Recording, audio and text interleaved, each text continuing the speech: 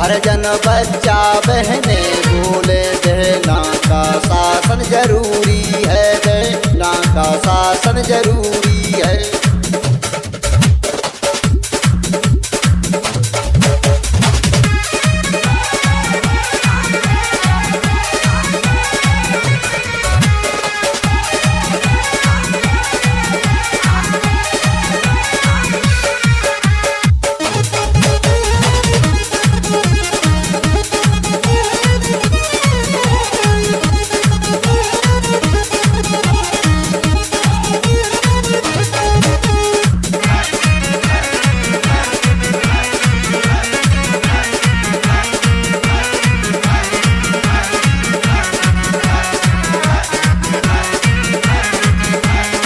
शासन प्रशासन सब डरते ऐसी बहना की कार्यशैली है।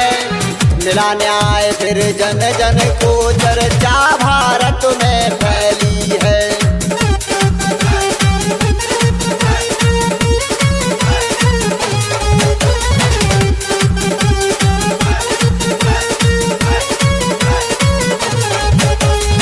शासन प्रशासन सब डरते ऐसी बहना की कार्यशैली है।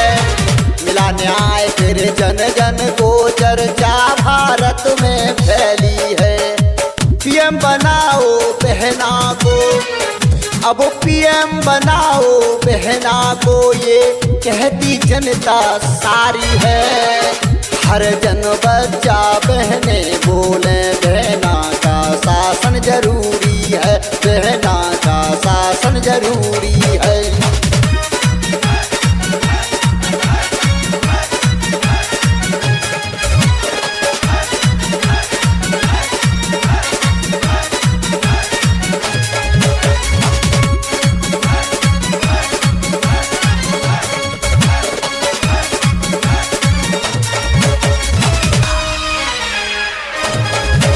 और क्या क्या होता है मोदी के शासन में, क्या क्या हुआ है, इसलिए बहन मायावती का आना बहुत जरूरी है। होती मनमानी शासन की है, चलती यहाँ तानाशाही। भयभीत भये सब मंत्री से सरकार ये रुख तो अपनाई।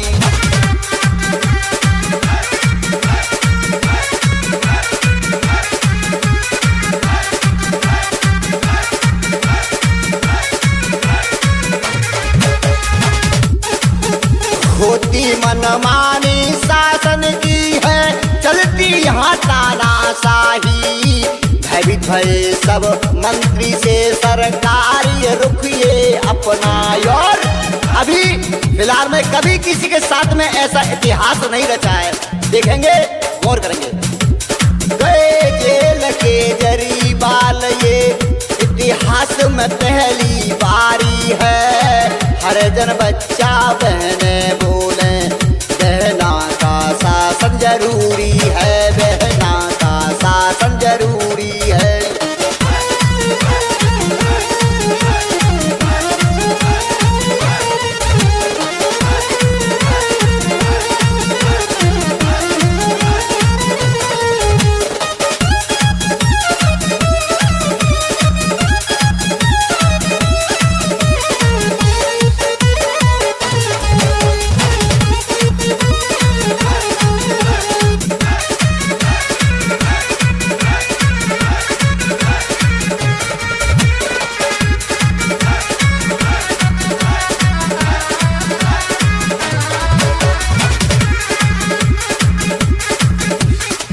पार्टी नहीं ये मिशन है बसपा, पार्टी नहीं ये मिशन है बसपा।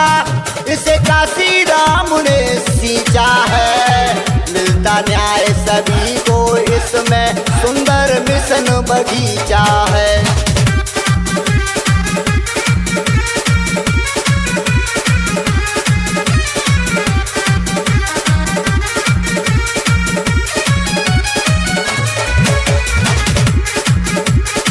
पार्टी नहीं ये मिशन है बसपा, इसे काशी राम ने सींचा है। मिलता न्याय सभी को, इसमें ये सुंदर मिशन बगीचा है। और आप सभी लोगों से कहना है, बाबा साहब ने आपको जो वोट का अधिकार दिया है, लेकिन इसका प्रयोग आप सोच समझ कर करें।